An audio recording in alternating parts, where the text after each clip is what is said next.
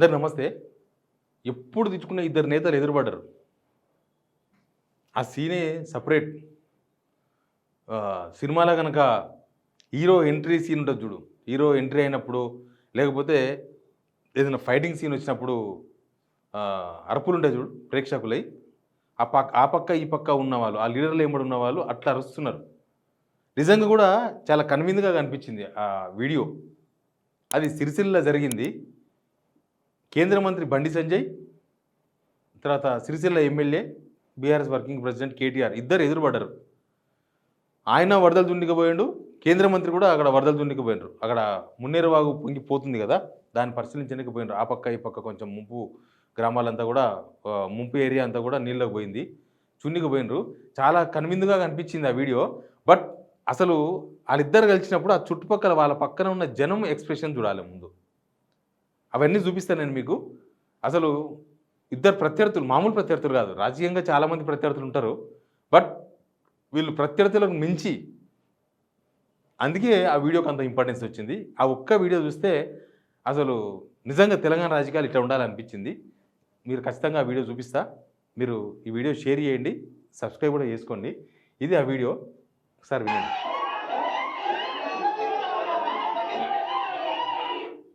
ఇట్లా పెట్టుకోండి, ఇట్లా పెట్టండి. ఇంకా బండి సంజయ్, కేటీఆర్ కొద్దిగా జూమ్ కూడా కొట్టు. మంచిగా చాలా ఆప్యాయంగా, నాకు తెలిసి వీళ్ళు ఫస్ట్ టైం ఏమో కలవడం. గతంలో ఎప్పుడు కలిసినట్టుగా అయితే ఇక్కడ మన కనబాలే, ఎక్కడ రిపోర్ట్ చేయలే. అసలు వీళ్ళ ఇక్కడ ఉన్న వీళ్ళు చూడుగో, ఈయన నవ్వుతున్నాడు, ఈయన నవ్వుతున్నాడు, ఈయన నవ్వుతున్నాడు, ఈయన నవ్వుతున్నాడు. ఇంకా ఇంకా ఈయన ఏదో అవుతుందని టెన్షన్గా చూస్తున్నాడు. ఇక్కడ వాళ్ళు వీడియోలు ఇక్కడ చూడండి, ఇక్కడ మొత్తం సెల్ ఫోన్లు తీసి ఆ వీడియోను క్యాప్చర్ చేసే పనిలో ఉన్నారు అందరు, అక్కడ ఉన్న వాళ్ళందరూ కూడా. కేటీఆర్ నవ్వుతున్నాడు, బండి సంజయ్ కూడా నవ్వుతున్నాడు, బండి సంజయ్ కూడా నవ్వుతున్నాడు. అరే మామూలు నవ్వు అది. బండి సంజయ్ వీపు మీద చెయ్యేసిండు. ఇద్దరు చెవులో గుసగుస కూడా చెప్పుకున్నారు. ఏం చెప్పుకున్నారో తెలియదు. ఇద్దరు రాజకీయ ప్రత్యర్థులు చెవులో ఏం మాట్లాడుకున్నారో తెలియదు. చూసిందా, దండం పెట్టింది. 2 నినాదాలు వినిపించినాయి లాస్ట్లో, 2 నినాదాలు. బండి సంజయ్ అన్న నాయకత్వం వరదిల్లాలని చెప్పి బండి సంజయ్ అని అనుకున్న వాళ్ళు మాట్లాడుతున్నారు, నినాదాలు చేస్తున్నారు. కేటీఆర్ పక్కన వాళ్ళు కేటీఆర్ నాయకత్వం వరదిల్లాలని వాళ్ళు నినాదాలు చేస్తున్నారు. అందుకే ఇది కనువిందైన సీన్ అని చెప్పిన. నిజంగానే పోయింది అక్కడ ప్రకృతి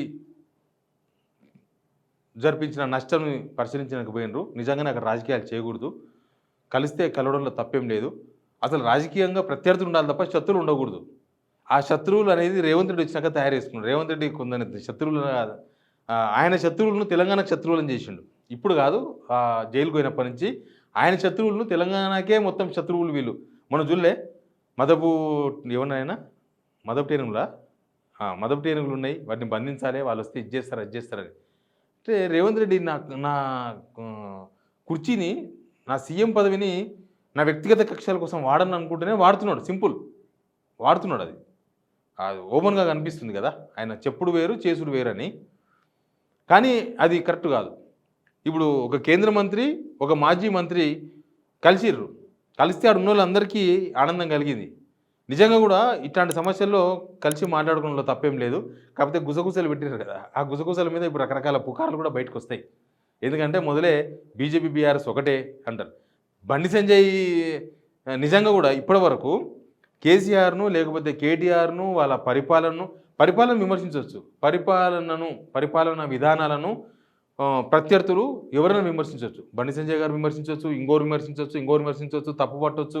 మీరు ఇట్లా చేస్తారు, ఇట్లా భూములు ఇట్లా అమ్ముతారు, ఇట్లా అప్పు ఎందుకు చేస్తారు, కాళేశ్వరం ఏంది అని పట్టవచ్చు. కానీ వ్యక్తిగతంగా కూడా కొన్నిసార్లు బండి సంజయ్ గారు లైన్ దాటి మాట్లాడినారు కేటీఆర్ వాళ్ళ మీద, కేసీఆర్ మీద, వాళ్ళ ఫ్యామిలీ పైన. ఇక రేవంత్ రెడ్డితో పోటీ పడ్డాడు. రేవంత్ రెడ్డికి శత్రువులు, కానీ బండి సంజయ్కి ఏం శత్రువులు వాళ్ళు, బండి సంజయ్కి ఏం కాదు.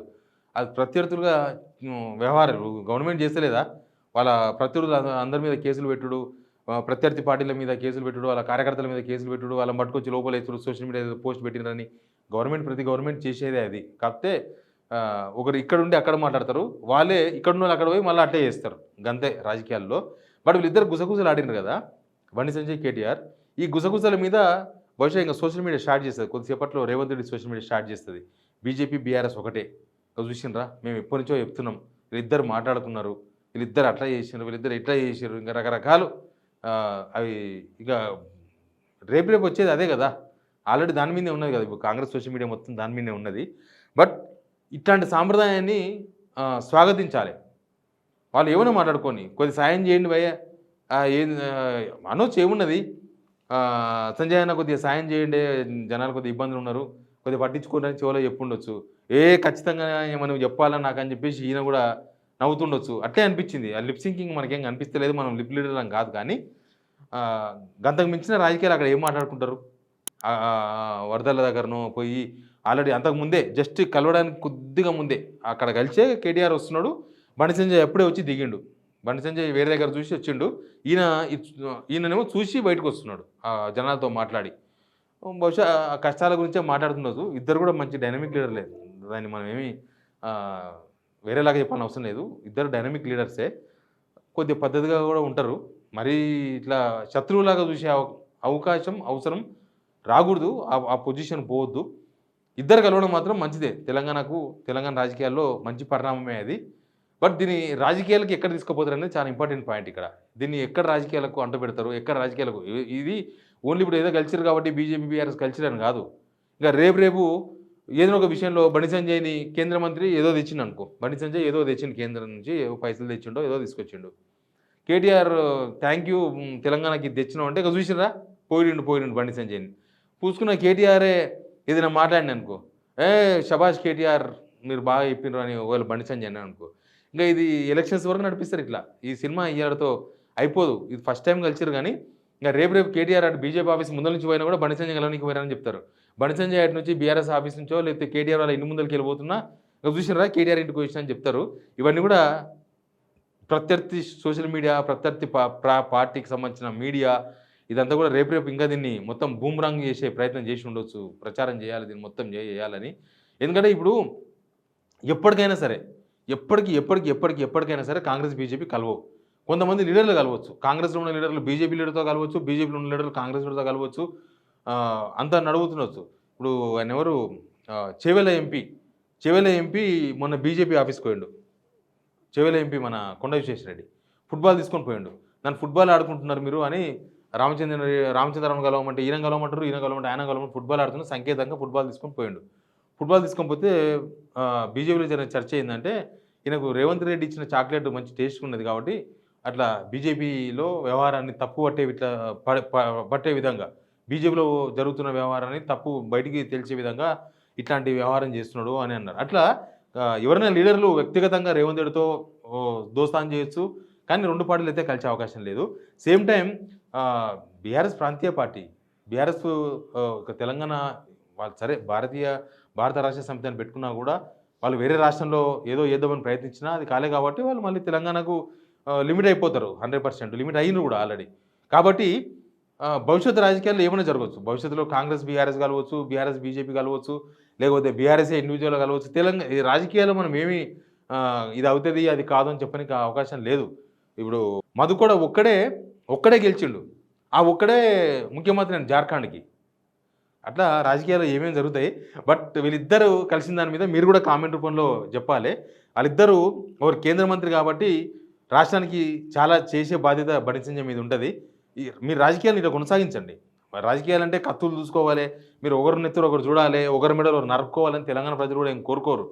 కాకపోతే కొన్ని పరిస్థితుల మధ్య అట్ట అయిపోయింది. అసలు సమైక్య రాష్ట్రంలో అయితే అసలు ఈ పార్టీలు ఆ పార్టీలు ఉత్తగా బయటికి కనిపిస్తుండ్రి. అసలు ఎవరింటికి వాళ్ళు పోతుండ్రి, ఎవరి పనాలు చేసుకుంటుండ్రి, రకరకాలు జరుగుతాయి. ఇప్పుడేమో ఇంటర్నల్గా వ్యాపారాలు జరుగుతున్నాయి. ఈ పార్టీలు ఆ పార్టీలు వచ్చి వ్యాపారాలు చేసుకుంటారు, ఆ పార్టీలు ఈ పార్టీలు వచ్చి ఇంటర్నల్గా వ్యాపారాలు చేసుకుంటారు, బయటకు వచ్చి మళ్ళీ కష్టపుస్తూ అంటారు. ఇక సంపుతం అన్నట్టే మాట్లాడుతూ ఉంటారు. అట్లే ఉండదు. ఇప్పుడు మనకు టీవీ డిబేట్లో చూసిన వాళ్ళు, నేను కూడా డిబేట్ చేసినోనే కదా. టీవీ డిబేట్లో ఏముంటుంది, పైన అసలు ఈ నర్సా ఆయన నర్సా అందరు అరుస్తూ ఉంటారు ఒకరి మీద ఒకరు పడి. దాన్ని చూస్తుంటే ఇంకా వీళ్ళు కొట్టుకుంటారేమో, ఇంకా డిబేట్ అయిపోయిన తర్వాత వీళ్ళు ఏమన్నా నెత్తురు బలగొట్టుకుంటారేమో అన్నట్టుగా అనిపిస్తుంది.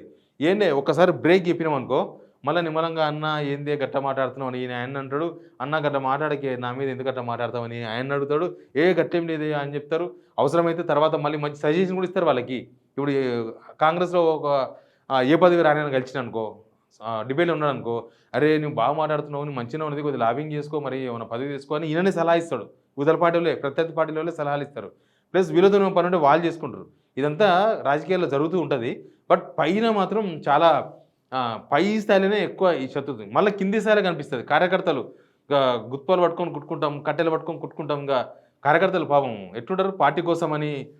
ఈయన అసలు ఇంటి పక్కల ఈ పక్క వేరే వేరే పార్టీకి సంబంధించిన కార్యకర్తలు అయితే అసలు కొట్టుకునే స్టేజ్లో ఉంటారు. ఆయన బీజేపీ మనతో మనం మాట్లాడద్దంటే, ఈయన బీఆర్ఎస్ మనతో మాట్లాడద్దంటే, ఆయన కాంగ్రెస్ మనం పోవద్దని. కింది స్థాయిలో బాగా ఎక్కువ ఉంటుంది. పై స్థాయిలోనేమో పైనకి అట్లా కనిపిస్తుంది, లోపల బిజినెస్లు చేసుకుంటారు. మధ్యలో స్థాయిలోనేమో మంచిగా కలిసి మాట్లాడుకుంటారు. బట్ ఇట్లాంటి పరిస్థితుల్లో లీడర్లు కలవడం మాత్రమే మంచి పరిణామమే. ఇంకా దీని మీద కూడా ఎవరైనా విమర్శలు చేస్తారు, దీని మీద కూడా కాంగ్రెస్ సోషల్ మీడియా విమర్శలు చేస్తుంది, దీన్ని కూడా రాజకీయాలకు వాడుకుంటుందంటే మనం ఏం చేసేదానికి అవకాశం లేదు. బట్ ఒక కేంద్ర మంత్రిగా ఆ కాన్స్టిట్యూన్సీకి సంబంధించిన ఎమ్మెల్యే, సిరిసిల్ల ఎమ్మెల్యేనే కదా కేటీఆర్, కలవడము, కలిసి మాట్లాడుకోవడము, దానిలో తప్పడాల్సిన అవసరం అయితే కనిపిస్తలేదు. బట్ ఒక ఇంట్రెస్టింగ్ అంతే. వీళ్ళు గతంలో మస్తు తిట్టుకున్నారు కదా, తిట్టుకొని మళ్ళీ ఇట్లా కలిసిరు కదా అని, అందుకే అక్కడ ఉన్న వాళ్ళ ఫేస్లో మొత్తం నవ్వులు పూయించిర్రు.